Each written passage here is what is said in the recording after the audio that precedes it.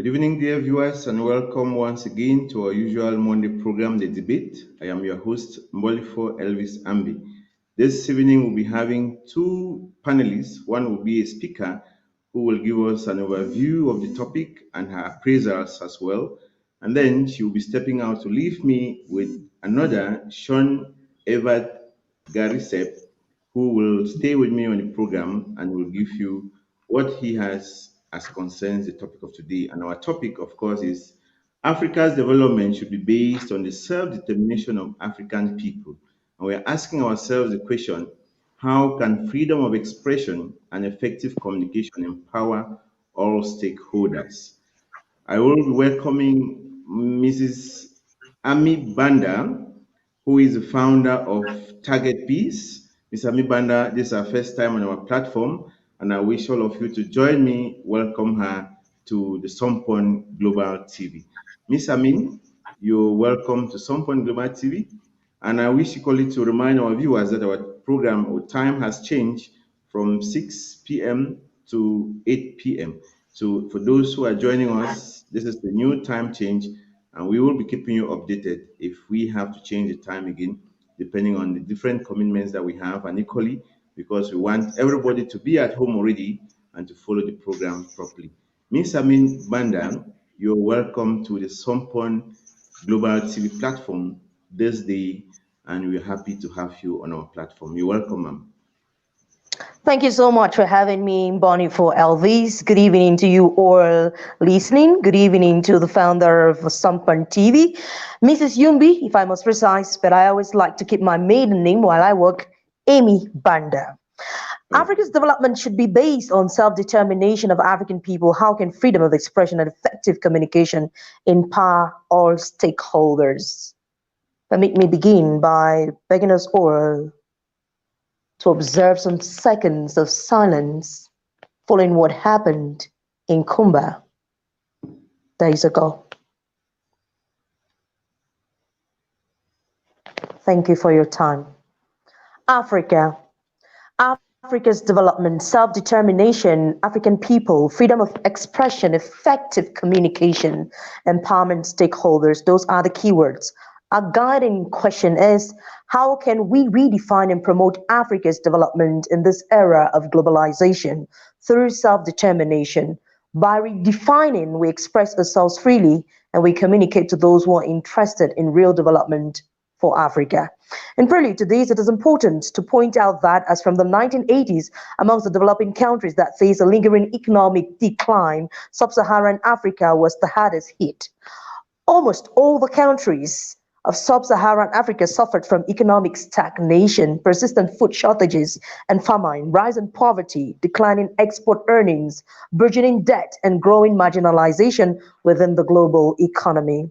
Reasons for this could be attributed to colonization, the lame independence attributed to most African states, and most importantly, the dependency of African on Western concepts of development, as well as the packaging of Africa as a single unit in terms of cultural orientation.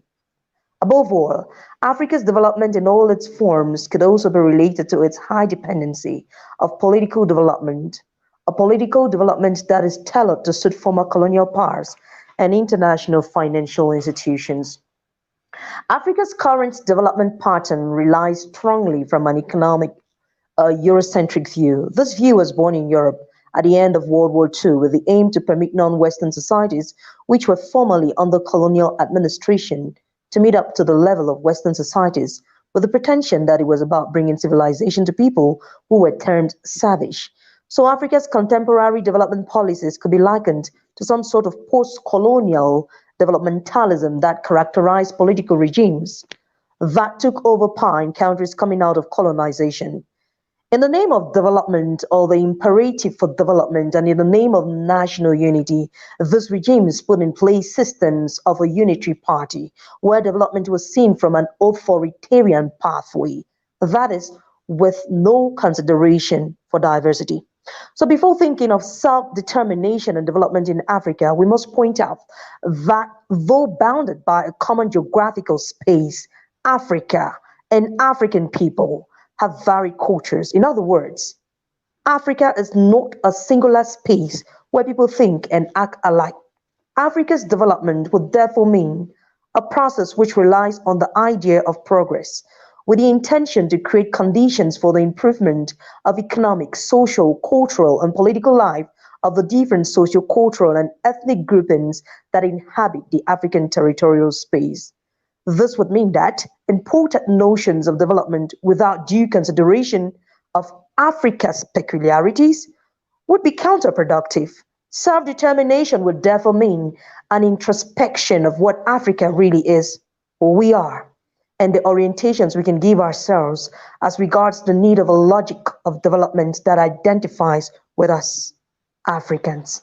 That is why, during his reign, President Ahidjo talked autocentric development, that is, development that digs and traces its parts from the realities of its people. So when we talk of development through the self-determination of Africa's people, it would mean breaking away from the dictatorial directives imposed on us by the West. Africa needs to be self-determined in deciding which path to follow for themselves as far as development in all its forms is concerned. But with the advent of the 21st century globalization, Africa cannot isolate itself from the changing world realities. While we take an introspect into defining our path to development, there is an imperative need for us to consider the changing, shrinking, and complex nature of the world around us. Telecommunications have put the world into what the Canadian journalist Marshall McLuhan calls a global village. This would mean that what takes place in an interior village of the Amazon can affect realities in the remotest villages in Nigeria and vice versa. While seeking to be self-determined, Africa has to intelligently, depend on the development of others in order to clearly demarcate herself from who she is, what she needs, and how to go about them. We can also copy from others, but that should be strategically done. Now, even if we get all the above, one present need, one real factor that guides development, and which is what I am going to conclude on, is the political aspect of development. In his current interest on the role of politics in development, the Harvard scholar and political scientist Francis Fukuyama critically examines the heydays of the Washington Consensus in the 1970s and the 1980s, where structural adjustment and trade reforms made economies to hold that the role of the state as a political institution had no place in economic development. 30 years after, Fukuyama asserts that if you don't get the politics part of development process right, none of its other parts, including economic policies, are going to work either. This view was preceded by Albert Einstein, who purported that politics is more important than physics, and the world is more likely to die from bad politics than from bad physics. These authors make us understand that socio-economic and cultural development largely depend on the proper organization and functioning of the operationalization of politics. Politics put people in government, and these people define policies that drive the destiny of a state.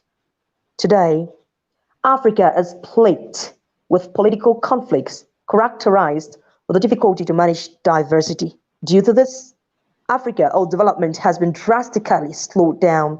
That is why I think the most important aspect of self-determination for Africa's, just a moment, the most important aspect of self-determination for Africa's autocentric development in this era of globalization is ability and freedom for the people to define how their political institutions should look like, who their leaders should be, and how they should be chosen.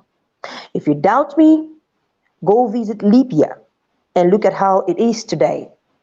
If you want to visit Libya 10 years ago, you would find out that the people decided to be fought, and Libya will never be the same again. For no matter how they decided to clone Gaddafi, he worked hard for the interest of the people of Libya. They are only gnashing their teeth now, and they have forever to gnash their teeth until the African man realizes that Africa is a place where the hearts of the people are as warm as the sun. And the greatest sin Africa ever suffered from was it was blessed with so many resources that could be developed for the good of Africa and Africans. It will take forever, and we will keep talking, and we will keep gnashing our teeth. But I pray that after such sessions, after such mind-blowing rhetoric presentations or come together, people's minds will be open, they will identify with who they are, and they will intentionally make choices to build your mother Africa and not allow strangers come take decisions for Africa, taking it down the drain. All I could prepare for you this evening, and I hope is helpful. Thank you so much for that wonderful submission. I think those who are watching and listening us must have gathered so much. And I noted down some few points where you said we must copy from others, but we have to copy strategically. The right things. And that self-determination is the ability and freedom to define how our political situation should be. And equally, you say the African man's heart, or the heart of the African people, is as warm as the sun. And Liberians who continue to gnash their teeth, and Africans, of course, with the demise Libyans. of Gaddafi. Libyans. Libyans with the demise of Gaddafi. Thank you so much for your presentation. It was a wonderful pleasure having you on our program, and we hope Thanks for to having always me. have you in subsequent I'll always be programs. available, God willing. Thank you so much. Thank you so much. Thank you. Before you leave, even before you leave, what is your take about freedom in Africa? Does it really exist? Freedom of speech, of course. Does it really exist? Freedom of speech exists. I would not say 100%, certainly not, because we still have journalists who are detained for saying things the way they are and saying things the way they see them. And we have reporters who cannot say all the truth while giving fact-finding reports with the interest and intention of informing your audience. They can't say it all because at some point in time, it looks like money is news. I'm saying that from the journalistic perspective. I really wanted to stay with the position of founder of Target Peace, but for 10 years of reporting, freedom of speech is not 100% exercised. Now, there's this term called libertinage by the Francophone. You know, Cameroon is bilingual, and I love that we always bond to that bilingual identity, because if we accepted it wholeheartedly, certain things happening in Cameroon will not happen today, because having the Constitution tell us we have to express ourselves in English and French, because we have official languages English and French, and not that it's English or French. Not everybody is accepted, but if we accepted that, we've moved on, and we'll not have situations that are still crumbling so many people, even preventing children from going to school. The most recent is the most tragic incident that has plunged so many people into a devastating,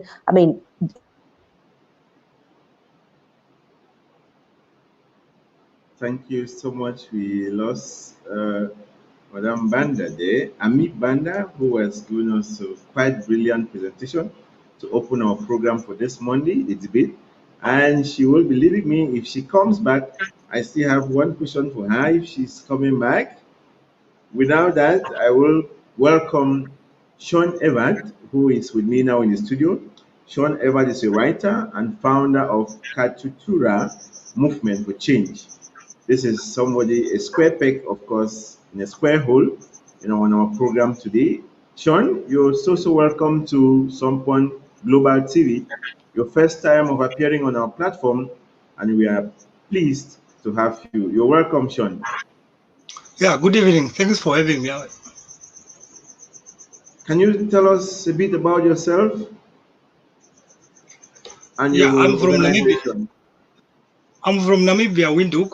Our organization, Katutura Movement for Change, which you alluded to, is a social movement from a community of ours which we established in 2016. Basically, it was established to just help trigger consciousness in our youth in our society, in our community, so to speak. That's basically it. Okay, thank you so much. Founder of Katutura Movement for Change. What does Katutura mean in your dialect? Katutura is a location in Windhoek. It's the biggest neighborhood of our capital city. Okay, okay. Thank you so much, and you're welcome to our platform. Today, we are looking at Africa's development should be based on the self-determination of African people, and we are asking ourselves, how can freedom of expression and effective communication empower all stakeholders? And before Mambanda left, I was about to ask her, what is freedom of speech? Maybe I asked you that question. To you, what is freedom of speech actually? Freedom of speech to me is to be able to express yourself without being censored. That to me, in essence, is freedom of speech, in short. Okay, the freedom to express yourself without being sanctioned. You see, that is Censored. the problem without censored. Okay, That's correct. sanctioned or censored. I think that is what you were saying. Freedom of speech, which we are basing on today, and how this can empower all stakeholders. Sean, you're welcome again to our program. What is your take about the current atmosphere concerning freedom of speech or expression in most of our African countries today? Yes, boss. I think in most African countries, we have not achieved an atmosphere of freedom of expression yet, at least not in its purest form. For example, in recent years, we have seen blatant attempts to muscle the media and restrict their right to freedom of expression in Southern Africa. We have seen arrest threats and so on in countries like Lesotho, Zimbabwe, and Zambia, even to an extent that a human rights activist by the name of Paul Kasonkomane was prosecuted. And plus, one only needs to look at the freedom press ranking in the world. Namibia, who is ranked number 1 in Africa, is about number 23 in the world. That is an indication of how far Africa is in the world. Yes, Namibia has a fairly healthy atmosphere of freedom of expression. We have done well in that regard, but it hasn't been cozy all the way, I think. We need to firstly also determine or distinguish between what a freedom is and what a right is. A right to us, it's absolute, whereas a freedom is subjected to lawful limitation, as set out in our article. There are limitations to that. There are limitations to freedom of speech and expression. For example, if your speech is in conflict, if it is defamatory, those are the limitations that are there. So in essence, what it means is one is able to express themselves, like I was earlier saying, but you must be careful of what you say and to who you say it. For example, like a decade ago in Namibia, we had a daily publication banned from all state-related activities for over 10 years for their views on state practices. And just about, I think, 2 or a week ago, 26 progressive youth who had engaged in non-violent intentions to express themselves and condemn GBV in this country were detained overnight. Even earlier this year, media practitioners took issue with a colleague of theirs being repudiated for asking probing questions at the presidential briefing. These examples, they are proof that even the supposedly best country, which is Namibia in Africa, for freedom of expression, has challenges. There are challenges. There are also laws that Africa has. There are laws. There is Article 19 of the UN Declaration on Human Rights. There is Article 9 of the African Charter. There is also the 2002 Declaration of Principles on Freedom of Expression in Africa, adopted by the African Commission on Human Rights. There is the Windhoek Declaration of 3rd May 1991, which was adopted to create an independent and pluralistic African arena for freedom of speech. We need to protect and uphold and enforce these laws to achieve a desired or a pervasive and conducive environment for freedom of expression. And it is important for the general public to also understand their role too. They need to be capacitated to be able to engage in conversation. That is not happening right now. People must want to demand information and want to understand their rights. They must want to have continuous engagement. Until then, I don't think we are just there yet. Thank you so much. You don't think we are just there yet, but we keep singing Indeed. freedom of speech, freedom of expression, but we are not there yet. Thank you so much for that submission. Sean, do you think that there is do you think that the flow of communication is very effective among stakeholders? When I say stakeholders, I'm thinking of the government, NGOs, media, civil societies. Is there an effective flow of communication between all of these stakeholders?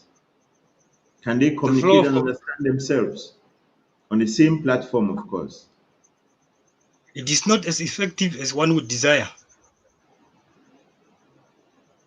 It is not effective because of the press environment that's there, human resource elements and budgetary constraints, and also the media space is largely state owned and also owned by the elite and other independent other forces. So meaning that these owners of this media space are selective about what they feed the consumer. The state is also so careful with what they want you to hear and how they want to share that information. Maybe we must take into account that the information is also categorized. Some information is considered privileged in certain countries and not for public consumption. In our country, for example, in Namibia, there is what they call an API, access to public information bill.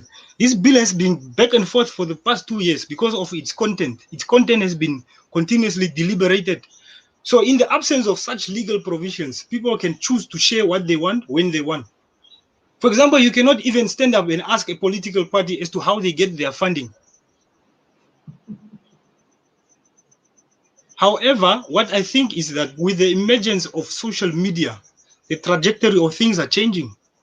But still, we have a long way to go in that regard too, because social media is only accessible to those with means. For example, I would have wanted my grandmother to watch this engagement tonight from the village in Gainachep, and even most of the people in Katutura Central, where I am from. But that is a challenge in itself. Above that, we also need civic education, technology, and so forth. Even the average Facebook user, when he uses his or her data, how they use that data, what content they consume, that is also something that needs to be revisited. Because in order for us to talk of the question of civic education, that we need to understand what is it that we are sharing, what is it that we are consuming, even if it's on social media. You find people would resonate with R&B music from the West as opposed to R&B music from Africa. So we need to understand this and the importance of what we consume. Thank you so much. I have Nancy Ray who says Africa has various instruments that are signed and ratified by member states, but they remain on paper. And you're saying that our youths consume their data wrongly. They don't visit sites that are educative and empowering. And today we are talking of expression, freedom of expression, and effective communication. Freedom of Indeed. expression and effective communication. And you say that we are still far from that because there is no flow between the different stakeholders. Now, what do you Indeed. think would have been, can be a way forward to make flow between stakeholders really take place, Sean? Is there something you can propose or that you've thought a way forward how we can make this actually happen? Yes, we just need to improve communication between the stakeholders, and also we need to improve uh, regional networking and continental networking amongst the stakeholders. I was reading the other day about MISA. MISA is an institution for for media institutions in Southern Africa. You do not hear them being vocal on repudiating threats and arrests in countries in Africa. Now you need a strong voice from such institutions. That will improve the flow of communication. Okay, let me take you out a bit from the sphere from which we're looking at these questions. You look at the way freedom of expression is usually handled with much brutality in most of our African countries. Is this normal to you, or some people are just abusing, or where some people's freedom ends, that's where others' freedom begin? When I see how some of the freedom of expression is being brutally handled in most of our African countries. The abuse of freedom of expression, you mean? Yeah.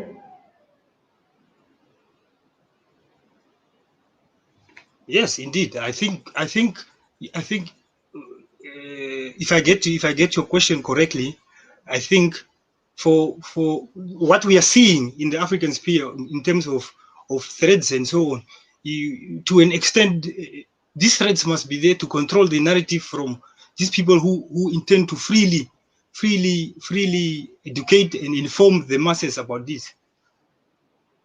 Okay, so we have to control what we send out so that freedom could be followed and respect others too, because like Mambanda said, that we don't just have to say anything because we think that we have freedom of speech. Now, Sean, how can freedom of expression empower stakeholders? That is part of our bone of contention today, and that is part of our topic, asking us how can freedom of expression and effective communication empower our stakeholders? How then can freedom of expression be an empowering instrument to our stakeholders?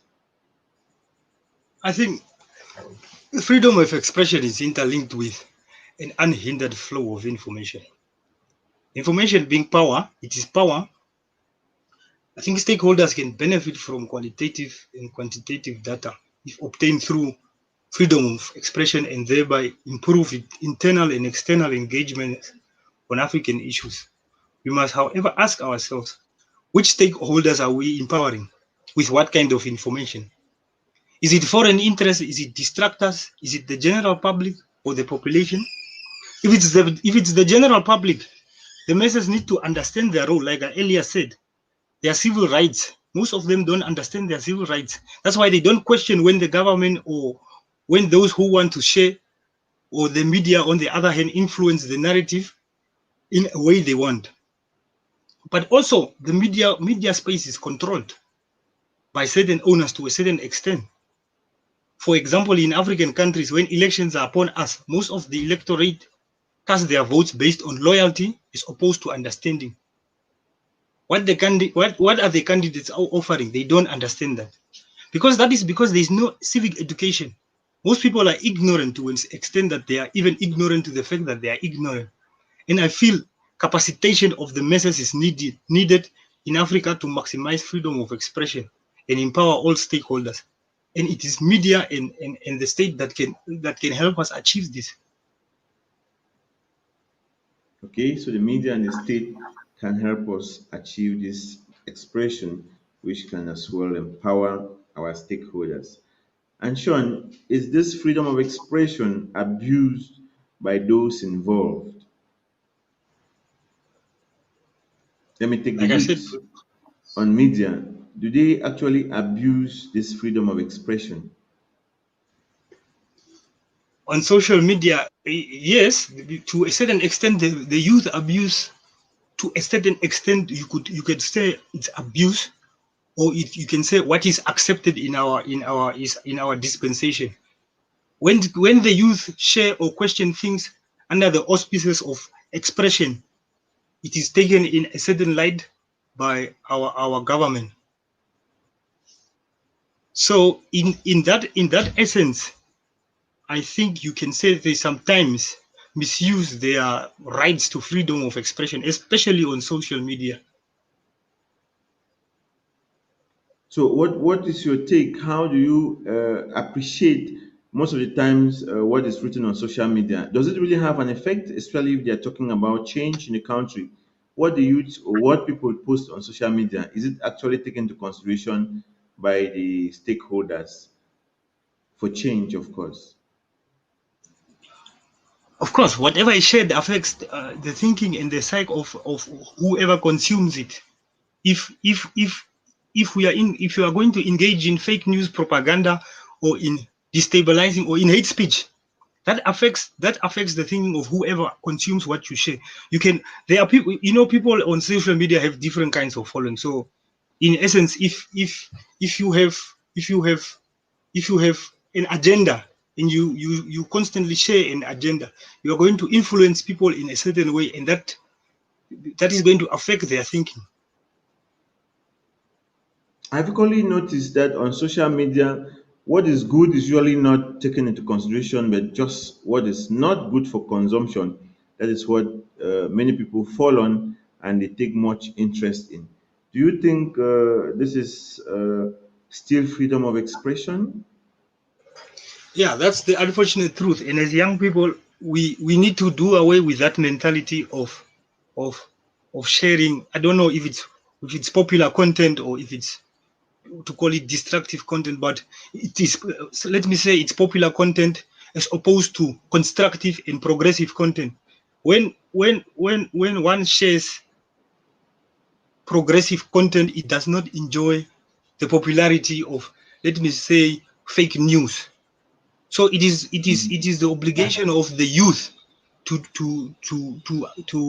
understand their role, as I was saying earlier, to understand their role in the discourse of self-determination, and to understand what their what their duties are as a generation.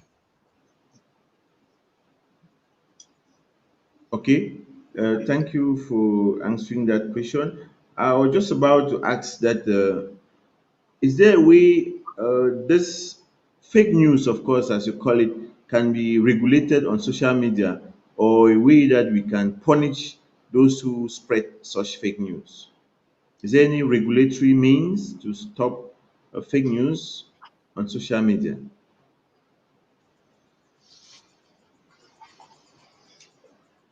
When you are dealing with an individual user on or Facebook, or with a group of users of that space. Of course, there's Facebook or these social media spaces have their own provisions for dealing with certain kinds of content. But when you are dealing with people who are sometimes faceless, or who are sometimes not using their real names, how do you now go about and identify who is spreading this fake news? How do you go about, and of course you can take, I've seen in our country, people have approached the courts with what is shared in social media. So which means you can stand up and take people to court for what is shared in the social media space. But it becomes difficult to prove even that defamatory allegations you bring against them, because they can delete this information they've shared, they can deny it, and it can also not be them.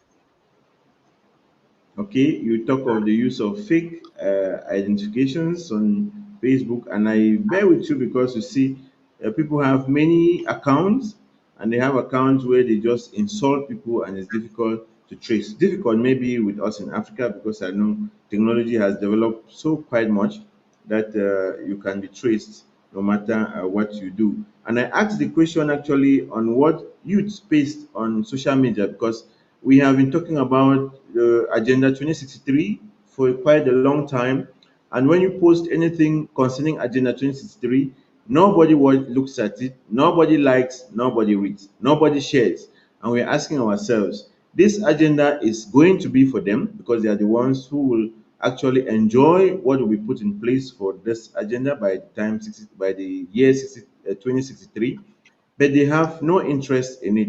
And I just was going through the comments again that Madame Banda put up, and she said politics is more important than physics, and that people would die more from bad politics than bad physics. And the question was coming up that why then are youths not indulging in politics. Because you see, they will say many things on the social media, but they cannot come down to get the party which will do the work, in a diplomatic way, in a civilized way, and through the ballot boxes to get rid of what they don't want and bring in what they want. So we want equally to encourage youths to join politics and do politics as it's supposed to be done, not just abusing the freedom of speech that they have been given and insulting people on social media. Thank you, Sean, for being there for us. I equally want to take this opportunity to salute those who are watching us live on Facebook and equally on YouTube. Our program, The Debate, comes up every Monday. Now we are having it at 8 p.m. And like I said, anytime change, we are going to keep you updated so that you keep following our program. Like our page, share so that many youths can come and watch what we are doing, join us equally, and bring up topics that will help to make Africa what we want it to be by 2063. This evening, our topic is Africa's development should be based on the self-determination of African people, and how can freedom of expression and effective communication empower all stakeholders. And with me in the studio, of course, I have Sean Edward Garisep. Sean, what role do you think the diaspora can play in the effective transfer of information? Do they have any role to play? If they have, how can they come in to help us in effective transfer of information? First of all, I think a large portion of the diaspora are sitting with misinformation about Africans and the real state of the continent. Just Saturday evening, I had a talk with a good friend of mine in the UK, and she was telling me how censored the news is coming from this side. I actually asked her why they don't get involved in grassroots level here. Equally, many of us back home here, we have limited information on the real perspective of African in the diaspora. We only see them flexing on Facebook and sharing beautiful pictures on Instagram, like you were saying earlier. So our departure point then should be to create platforms like this one and communicate channels for these two groups, those there and us here. These two groups must be in constant communication and share feelings and issues with each other in an open and transparent way, and even in a non-judgmental manner. So until then, the diaspora cannot transmit information they aren't saved to. So what this creates is an opportunity for Africans in the diaspora to come together in the interest of rebuilding ties and deeper mutually beneficial relationships. This is the right time, I think. The kind of communication channel shouldn't be difficult to reignite, given that both groups share a unique historical experience that binds us, as much as our maternal origins do. After all, we are all having a little bit of Katutura in us.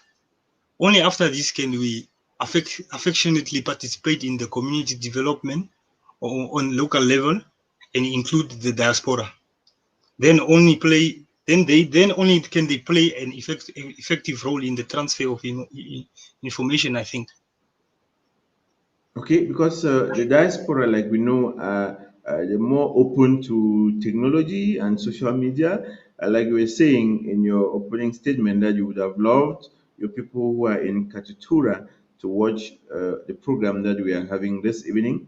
But unfortunately, Indeed. the network connections are not always the best. And sometimes even you have the connection and the data, sorry, you have the data and the phone or apparatus that can, get you good information, but you are not able with the type of connection that we have here.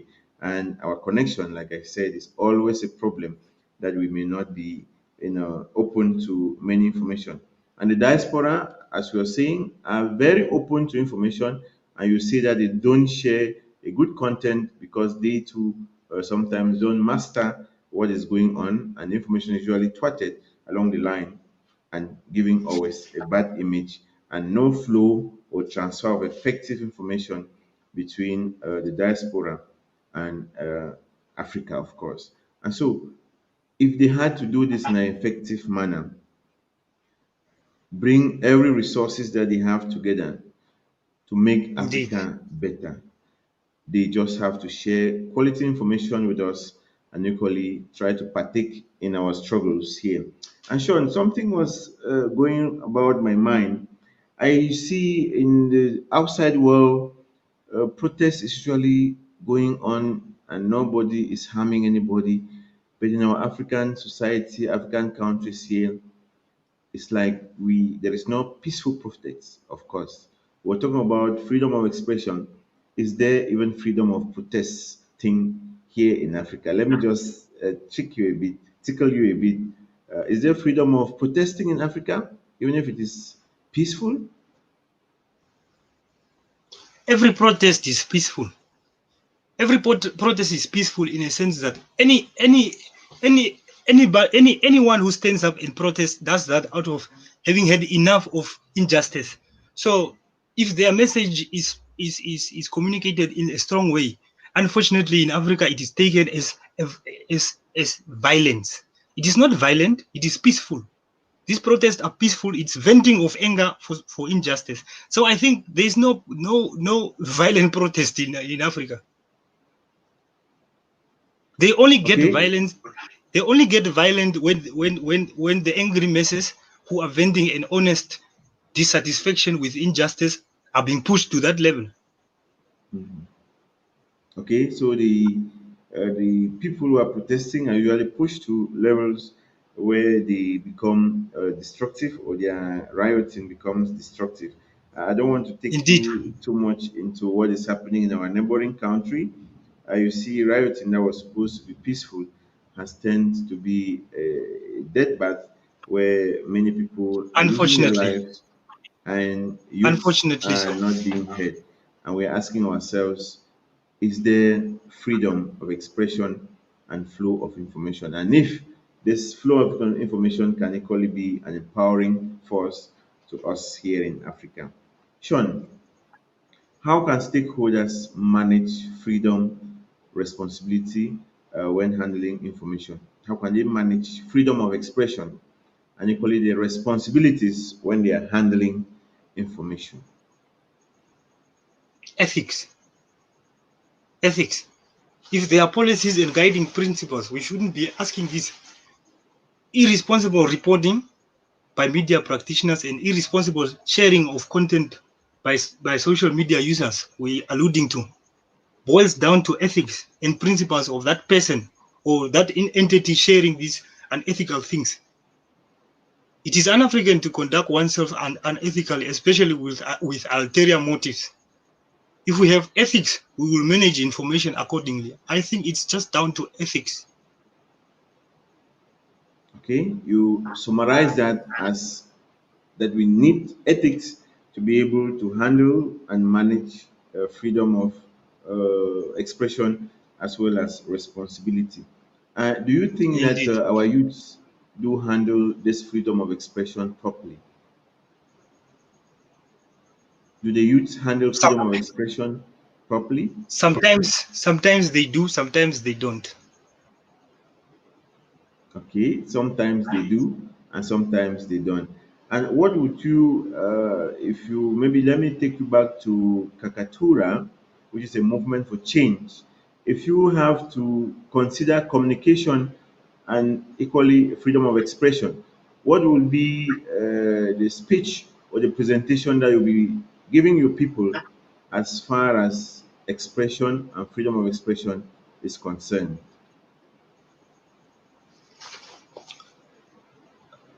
Our our our community is such that uh, as far as freedom of expression is concerned, like I was saying, uh, our communities are not capacitated to understand their role in this aspect. That's why I felt there is need for them to first understand their role, for them to want to understand, for them to want to know more. So I think in that regard, and it is one of the reasons why we started Katutura Movement for Change. It's in order for us to trigger and make people want to understand things like you were saying, the agenda. When you see Agenda 2063, you must want to understand what it is about. Now, this is what we want to instill in our youth, in our community. Of course, there are youth that are with the times, but there is a very large extent of people that do not consider that kind of content important to them. So the premise of this movement was to trigger such interest in the young people of our community. But how do you look at it? In most of our African countries, most riot things are always, they become something else. Maybe they are intended for a good purpose, but they actually turn to be not what was expected. Do you think that freedom of expression is against patriotism? When we look at what is happening, is freedom of expression or protesting for a good cause against patriotism? Yeah, unless you are dealing with hate speech or incitement of that violence you are referring to, or disrespect of tribal and cultural diversities, I don't really think so, because patriotism is the love of the country, and freedom of expression in itself is also love to communicate thought. So the two are not mutually destructive.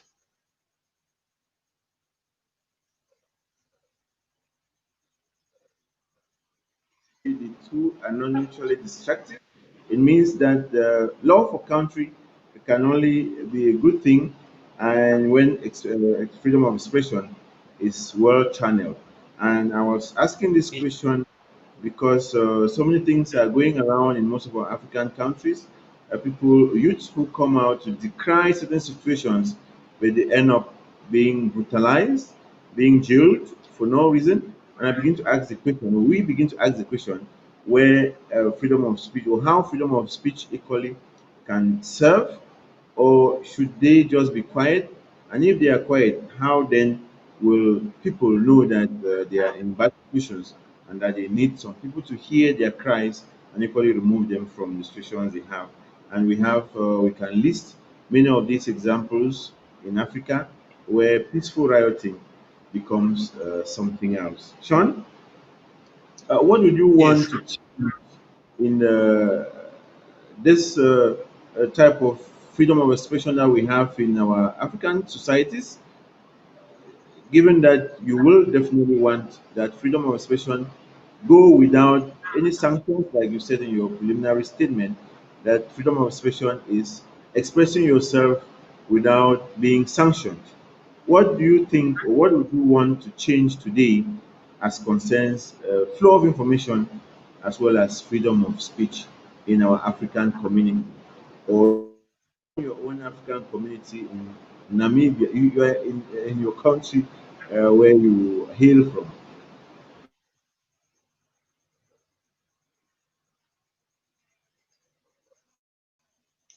Hello.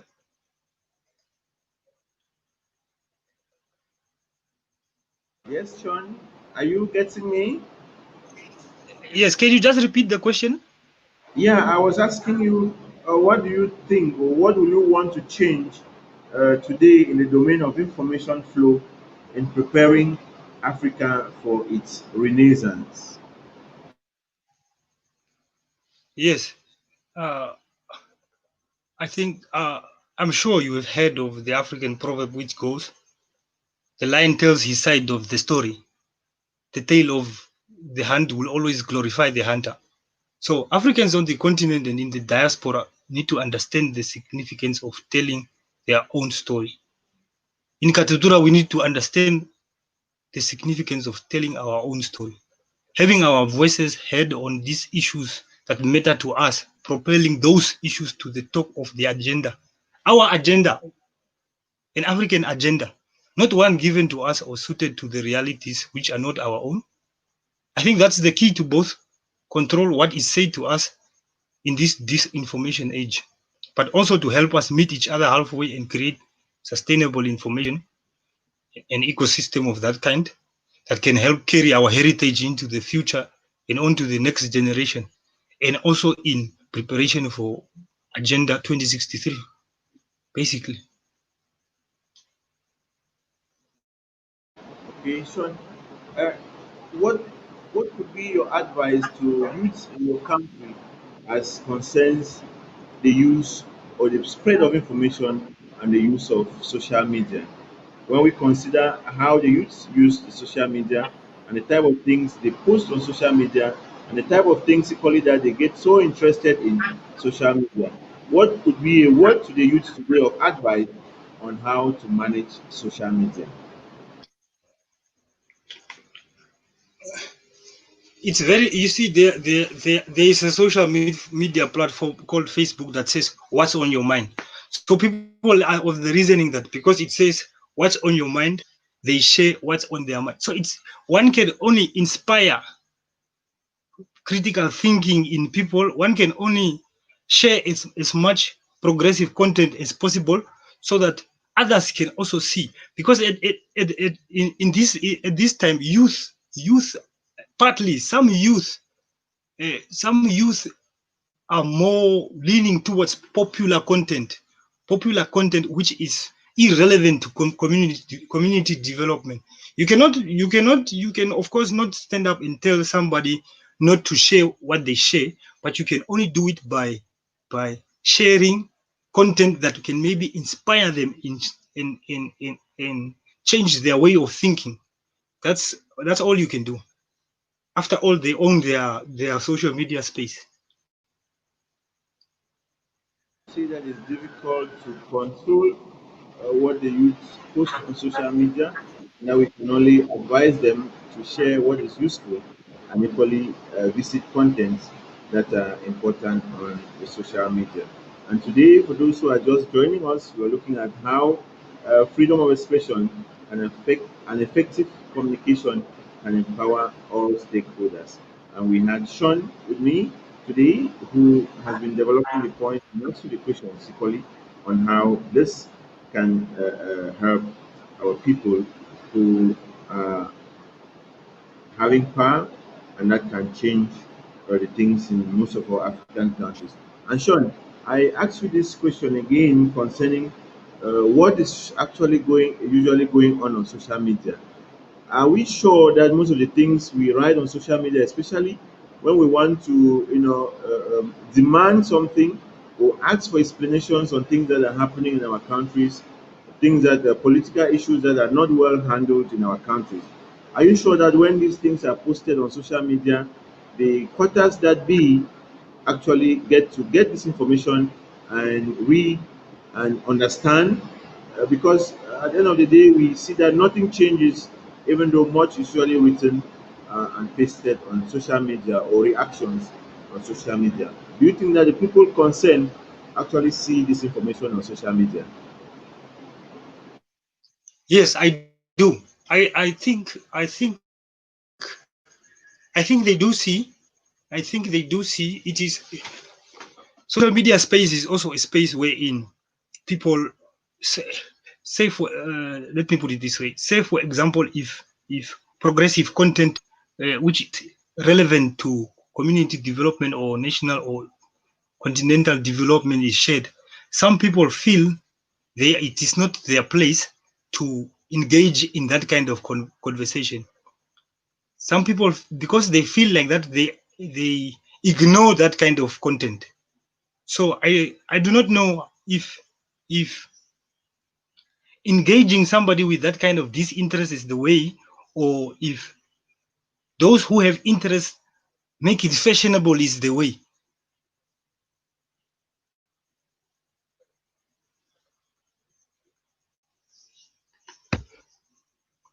I have difficulties getting you clearly, given the heavy downpour that we have here. And I want to appreciate those who are watching us live on Facebook and YouTube. I have Lewan, who is equally watching us, and many other people who have been sending your messages here on our platform. Thank you so much for being there with us. We thank everyone who is listening to us now. The rains are really so heavy, and our communication is not very good.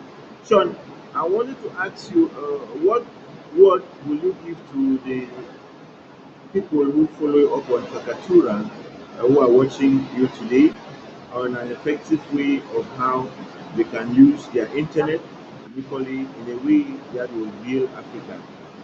Those who are around your area, even though they are not able to get you now, I am sure that when they'll be able, this video is going to remain on YouTube as well as on Facebook, and they can always get back and hear what you said and the advice that you give.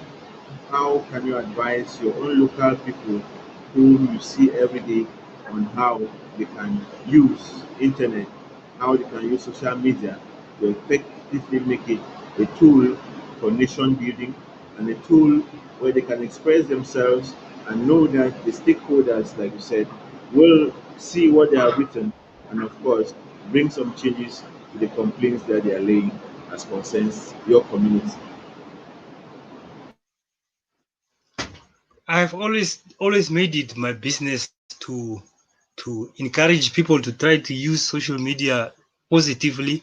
It was it was actually until one time I saw somebody with a smartphone having difficulty understanding how to use that smartphone, not appreciating the features of that phone. And I asked myself that day, if somebody with a smartphone with so many features is not able to understand that they have access to email, what do they use this phone for? Why do they have a phone that is more expensive than many things in their houses? So I have made it my business to, whenever I share content, I tag them. I I circulate the content. When I have a chance, I encourage them to read. I engage them. I even engage them so that they cannot be scared of, because it is my thinking that, as to, regardless of wherever you are from, you can engage in these conversations. You can engage in public and national discourse. It is not exclusive to anyone. And as young people, especially young people, it is your duty to understand what is going on behind around you. So because of that, I deliberately engage them and I encourage them whenever I get a chance.